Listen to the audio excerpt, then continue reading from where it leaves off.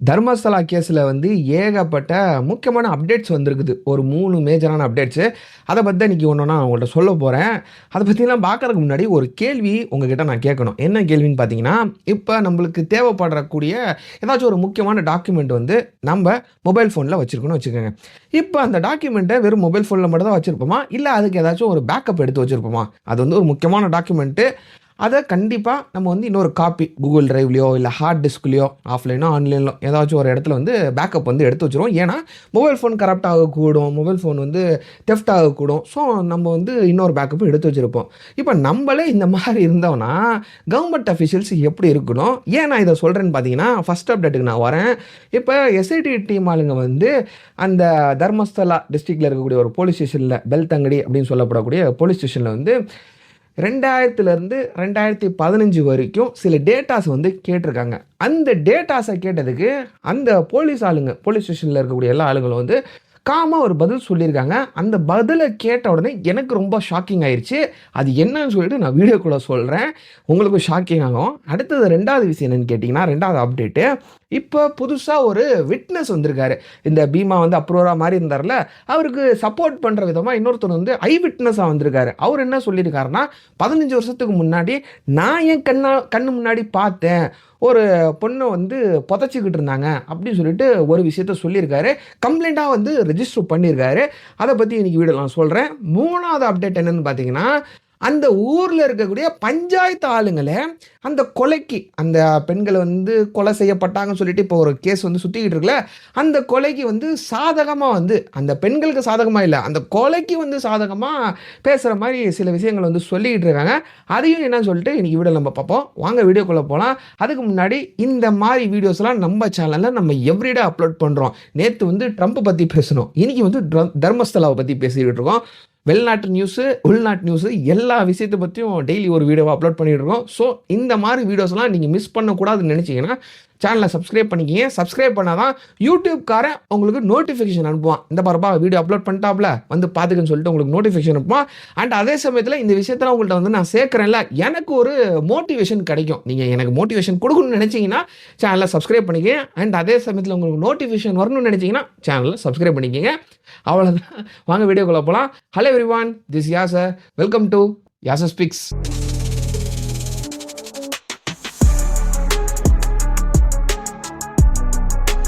தர்மஸ்தலா கேஸ பத்தி கண்டிப்பா தெரியாதவங்க யாருமே இருக்க மாட்டாங்க. கண்டிப்பா எல்லாத்துக்கும் தெரிஞ்சிருக்கும். ஒரு மிகப்பெரிய இஷ்யூ. தெரியாதவங்க யாராச்சும் இருந்தீங்கன்னா, நான் இங்க ரீகேப்லாம் போட்டு காட்டப் போறதில்ல. மேல வந்து ஐ பட்டன்ல லிங்க் குடுக்குறேன். ஆல்ரெடி நம்ம சேனல்ல வீடியோஸ் அப்லோட் பண்ணியிருக்கோம். அந்த வீடியோஸோட லிங்க் மேல ஐ பட்டன்ல குடுக்குறேன்.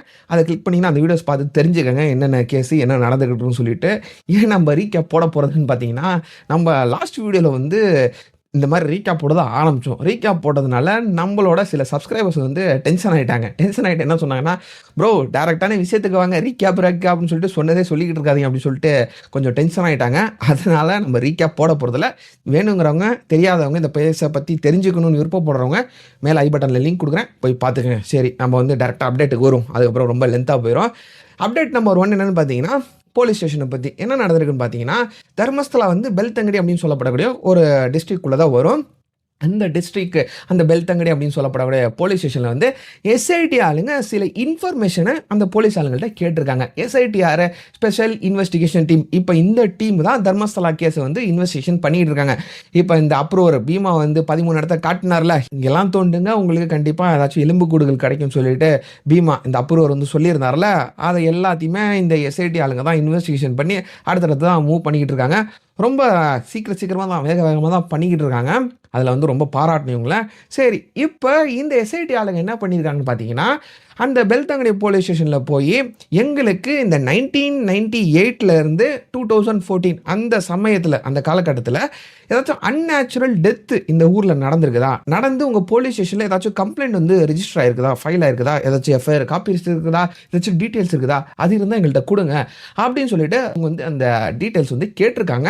அதுக்கு இந்த போலீஸ் ஆளுங்க என்ன சொல்லியிருக்காங்கன்னு பார்த்தீங்கன்னா, எங்ககிட்ட 2000ல இருந்து 2015 வரைக்கும் இந்த அன்நேச்சுரல் டெத் டீட்டெயில்ஸ் நீங்க கேட்குறீங்களா? அந்த டீட்டெயில்ஸ்லாம் டிலீட் ஆகி போயிருச்சு.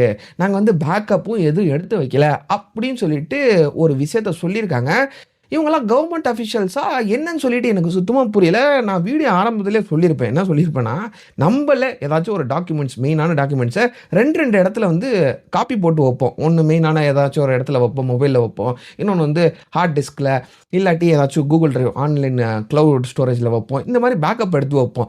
ஆனா இவங்க என்ன சொல்லியிருக்காங்கன்னா, போலீஸ் ஆஃபீஷியல்ஸ் ஒரு அஃபிஷியல்ஸ் கவர்மெண்ட் அஃபிஷியல்ஸ் அந்த டேட்டாலாம் எங்ககிட்ட இல்லப்பா. அதெல்லாம் அழிஞ்சு போச்சுப்பா. நாங்க வந்து அழிச்சுட்டோம்ப்பா அப்படின்னு சொல்லிட்டு ஒரு காரணத்த சொல்லியிருக்காங்க. இத எப்படி அவங்க சொல்லுவாங்க? எப்படி சொல்லியிருக்காங்கன்னு சொல்லிட்டு எனக்கு சுத்தமா விளங்கல. அண்ட் இதுக்கு வந்து ஏதாச்சும் ஆக்ட் இருக்குதான்னு சொல்லிட்டு எனக்கு சுத்தமா தெரியல. உங்களுக்கு ஏதாச்சும் தெரிஞ்சிருந்துச்சுன்னா கமெண்ட்ல சொல்லிட்டு போங்க. அண்ட் இந்த மாரி அவங்க சொல்லியிருக்காங்க. எங்ககிட்ட இல்ல டேட்டாஸ் இல்லன்னு சொல்லிட்டு இருக்காங்க. அண்ட் கரெக்ட்டா இந்த 2000லேருந்து 2015 இவங்க எப்ப கேட்டிருக்காங்க? 1998ல இருந்து 2014 வரைக்கும் அன்நேச்சுரல் டெத் டீடைல்ஸ் வந்து கேட்டிருக்காங்க. இவங்க 2000லேருந்து 2015 வரைக்கும் எல்லா டீடைல்ஸும் டெலீட் பண்ணிட்டோம் அப்படின்னு சொல்லியிருக்காங்க. பேக்கப்பும் இல்லையா. மெயினான விஷயம் அதான். பேக்கப்பும் இல்லையா. இவங்க வந்து போலீஸ் ஸ்டேஷன்ல வந்து ஹார்ட் காப்பீஸ்லாம் வச்சிருப்பாங்கல்ல ஆஃப்லைன் டீடைல்ஸ் அதுவும் இல்லையா. அண்ட் இன்னொரு முக்கியமான விஷயம் கேட்டீங்கன்னா 2000லேருந்து 2015 வந்து நம்ம வந்து ஏகப்பட்ட இன்ஃபர்மேஷனை ஆன்லைனில் அப்டேட் பண்ண பழகிக்கிட்டோம். அண்ட் ஆன்லைன்லேயும் எந்த ஒரு டேட்டாவும் நாங்கள் வச்சுக்கல, அதுவும் எரேஸ் ஆயிடுச்சு அப்படின்னு சொல்லிட்டு இந்த விஷயத்த பகிரங்கமாக சொல்லியிருக்காங்க. அண்ட் இதுக்கு அடுத்தது எஸ்ஐடி ஆளுங்க வந்து எப்படி இந்த கேஸை வந்து மூவ் பண்ண போகிறாங்க, ஃபர்தராக மூவ் பண்ண போகிறாங்க. அண்ட் இந்த போலீஸ் ஸ்டேஷன் மேலே ஏதாச்சும் ஆக்ஷன் எடுப்பாங்களா, கோர்ட் ஏதாச்சும் ஆர்டர் போகணுமான்னு சொல்லிட்டு நம்ம பொறுத்திருந்தா போகணும். ஏதாச்சும் அப்டேட் கிடச்சிச்சுன்னா அடுத்த வீடியோவில் நான் சொல்கிறேன். அடுத்தது நம்ம 2வது அப்டேட்டுக்கு வருவோம். ஐ விட்னஸ். இப்போ ஒரு நபர் வந்து ஜெயந்த் அப்படின்னு சொல்லப்படக்கூடிய ஒரு நபர், அவரோட ஃபோட்டோ மேலே போடுறேன் பாருங்க. நம்ம கிட்ட பீமாவோட ஃபோட்டோ கிடையாது, எந்த ஒரு மீடியா சேனல்ஸ்லையும் பீமாவோட ஃபோட்டோ கிடையாது. ஏன்னா அவரோட லைஃப்பை பாதுகாக்கணும். அவருக்கு ஏதாச்சும் உயிருக்கு வந்து பாதிப்பு வந்துருச்சுன்னா, ஏன்னா ஒரு மிகப்பெரிய கேஸ் இது. அவருக்கு ஏதாச்சும் உயிருக்கு பாதிப்பு வந்துருச்சுன்னா, அதனால அவரோட முகத்தை வந்து காட்டாமல் இருக்காங்க. ஆனால் இந்த ஜெயந்தோட முகத்தை வந்து காட்டிட்டாங்க. ஏன்னா இவரே தான் மீடியா முன்னாடி வந்து பேசிக்கிட்டு இருக்காரு, சொல்லிக்கிட்டு இருக்காரு.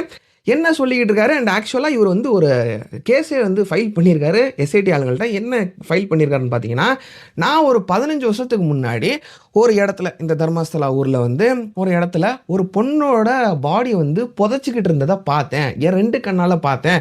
மிஞ்சி மிஞ்சி போனால் அந்த பொண்ணுக்கு வயசு ஒரு 16, 17, 18 அந்த ஏஜ் குரூப் தான் இருக்கும். அண்ட் அந்த பொண்ணோட பாடியை வந்து நாய் பாடியெல்லாம் எப்படி ஹேண்டில் பண்ணுவாங்க, ரோட்டில் ஏதாச்சும் ஒரு நாய் செத்து போய் கிடந்துச்சுன்னா அந்த நாய் வந்து எப்படி உரமாக எடுத்து போடுவாங்க, அந்த மாதிரி அந்த பொண்ணோட பாடி வந்து ஹேண்டில் பண்ணிக்கிட்டு இருந்தாங்க. பார்க்குறக்கே ரொம்ப கஷ்டமாக இருந்துச்சு, ரொம்ப கொடூரமாக இருந்துச்சு எனக்கு பார்க்குறக்கு அப்படின்னு சொல்லிட்டு அந்த கம்ப்ளைண்ட்டில் வந்து சொல்லியிருக்காரு.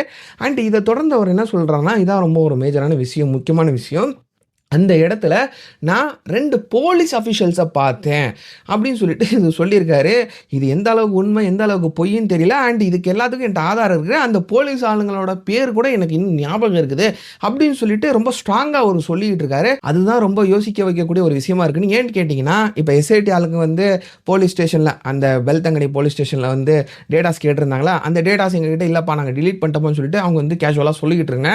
அண்ட் இவர் அதுக்கு சப்போர்ட் பண்ணுற விதமாக, அதுக்கு ஒரு ரிலேட் பண்ணுற விதமாக தான் நான் 2 போலீஸ் அஃபிஷியல்ஸை அந்த இடத்துல பார்த்தேன், அந்த பொண்ணை புதைக்கும் போது அந்த இடத்துல பார்த்தேன் அப்படின்னு சொல்லிட்டு இவர் சொல்லியிருக்காரு. இப்போ இதுக்கு அடுத்தது அவர் என்ன சொல்லியிருக்காருன்னு பார்த்தீங்கன்னா, 2 வருஷத்துக்கு முன்னாடி அந்த இடத்துக்கு நான் போனேன், அந்த பொண்ணை வந்து புதைச்சாதான் சொல்கிறாருல, அந்த இடத்துக்கு நான் போனேன், அந்த இடத்துக்கு போய் வீடியோஸ்லாம் நான் எடுத்து வச்சுருக்கேன், அந்த வீடியோஸ்லாம் நான் காட்டுறதுக்கு ரெடியாக இருக்கிறேன் அப்படின்னு சொல்லிட்டு இவர் சொல்லியிருக்காரு. என்ன நடக்க போகுதுன்னு தெரில. ரொம்ப விறுவிறுப்பாக போய்கிட்டு இருக்கு இந்த கேஸு. அண்ட் அதே சமயத்தில் நாளுக்கு நாள் இந்த குற்றவாளி வந்து கண்டிப்பாக மாட்டிப்பான்னு சொல்லிட்டு எனக்கு தோணிக்கிட்டு இருக்கு. அண்ட் கடைசியாக இதை தொடர்ந்து அவர் என்ன சொல்கிறான்னு பார்த்தீங்கன்னா, நான் ஒரு ஆள் இப்போ ஐ விட்னஸாக வந்திருக்கேன்ல, என்ன மாதிரி இன்னும் 4-5 பேர் இருக்கிறாங்கப்பா, எனக்கு தெரிஞ்ச ஆளுங்களே இருக்கிறாங்க, அவங்களும் பல பொண்ணுங்களை வந்து புதைக்கிறத பார்த்துருக்காங்க.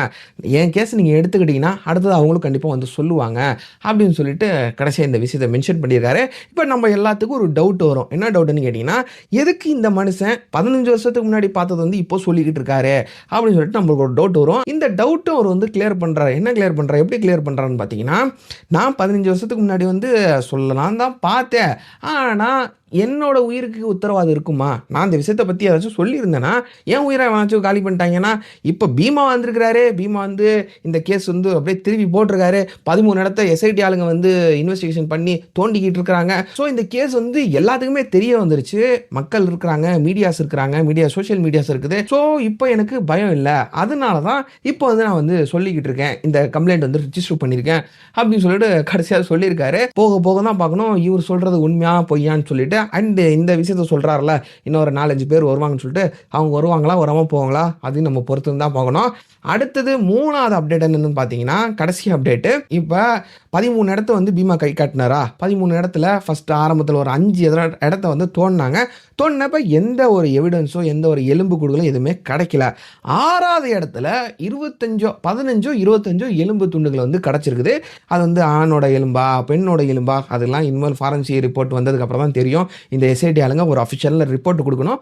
ஆனா எலும்புகள் ஏதோ கிடைச்சிருக்குது. ஆனா எஸ்ஐடி ஆளுங்க இதுவரைக்கும் அஃபிஷியல் ரிப்போர்ட் குடுக்கல. மீடியாஸ் ஆளுங்கலாம் கவர் பண்ணி இது ஒரு நியூஸா வெளியிட்டுட்டு இருக்காங்க.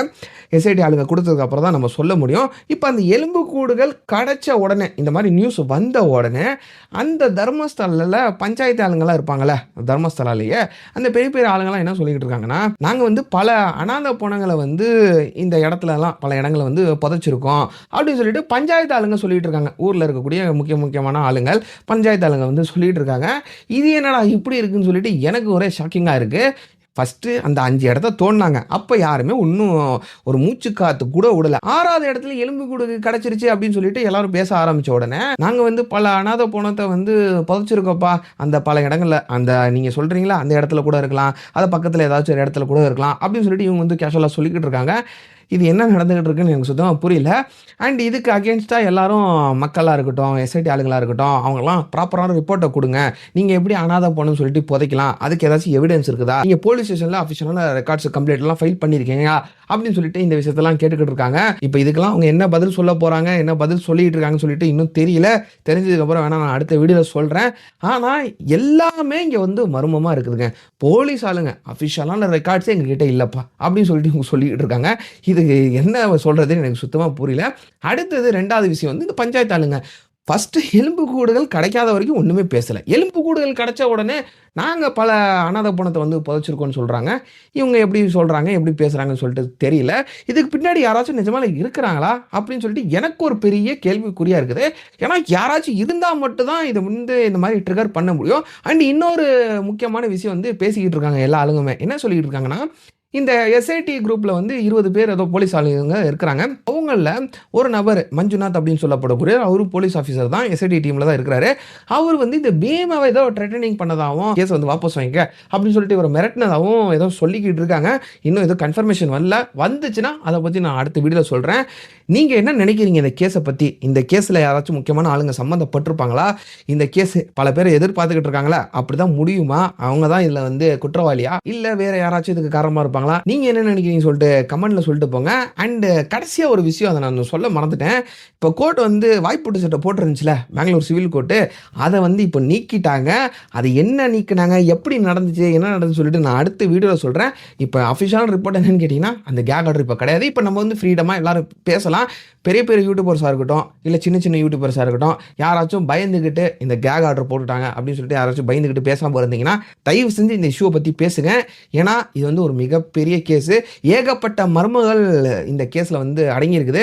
சோ இத பத்தி நம்ம பேச தான் பல மக்களுக்கு தெரிய வரும். தெரிய வந்தா மட்டும் தான் இந்த கேஸ அப்படியே மூட மாட்டாங்க. இந்த கேஸ்ல சம்பந்தப்பட்ட குற்றவாளிக்கு கண்டிப்பா தண்டனை கிடைக்கும். அவ்வளவுதான் இன்னைக்கு வீடியோ. நாளைக்கு வேற ஒரு இன்ட்ரெஸ்டிங்கான வீடியோல பார்க்கலாம். டில் தென் டேக் கேர். பாய்.